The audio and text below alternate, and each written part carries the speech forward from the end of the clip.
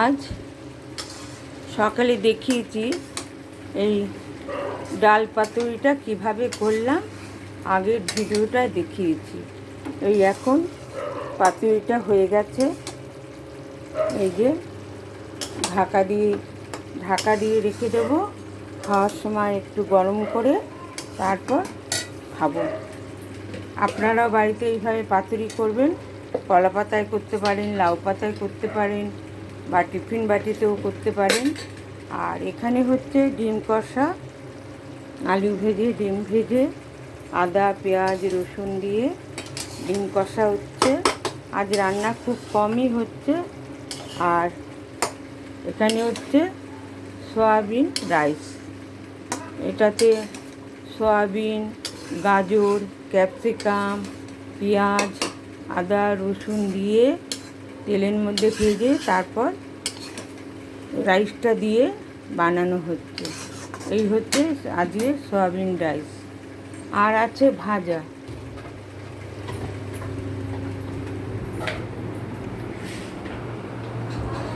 এখানে দই রয়েছে, দুপুরবেলা খাওয়া হবে। আর এখানে রয়েছে রাইসের সাথে ভাজা। এখানে পাট পাতার বড়া,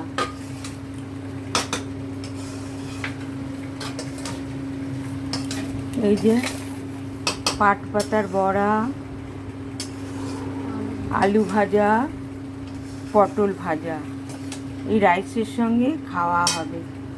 আলু লম্বা লম্বা করে কেটে, তারপরে পাট পাতা, বেসন, সুজি গুলে তার মধ্যে লঙ্কা কুচি দিয়ে একটু চালের গুঁড়ো দিয়ে এটা করে বেসনটাকে গুলে পাট পাতা ডুবিয়ে ডুবিয়ে ভাজা হয়েছে। আর আলু ভাজা, পটল ভাজা। আর আজকের মতো রান্না শেষ। এখানে আছে আগের ভেন্ডি মশলা, সেটাও আজকে গরম করে খাওয়া হবে। আজকের মতো হয়ে গেল। ভিডিও দেখলেন, খুব কমই রান্না করেছি আজকে মাছ করিনি। এই হচ্ছে আজকের ভিডিও। এবার শেষ করার আগে আবার বলছি, ভালো লাগলে লাইক, কমেন্ট, শেয়ার করবেন।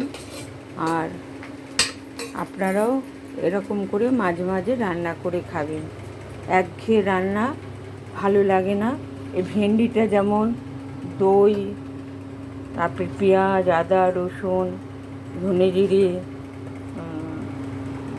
জিরের গুঁড়ো, তারপর লঙ্কার গুঁড়ো সব দইয়ের মধ্যে ফেটিয়ে আগে ভেন্ডিটা ভেজে নিয়েছি, তারপর মশলা কষিয়ে তারপরে ভেন্ডিটা ছেড়ে দিয়েছি, তারপর একটু নুন মিষ্টি দিয়ে নামিয়ে নিয়েছি। ভেন্ডি মশলাটা এরকম করেই রান্না করি। তাহলে হলো আজকের রান্না শেষ। আবার কাল দেখা হবে। রাখলাম।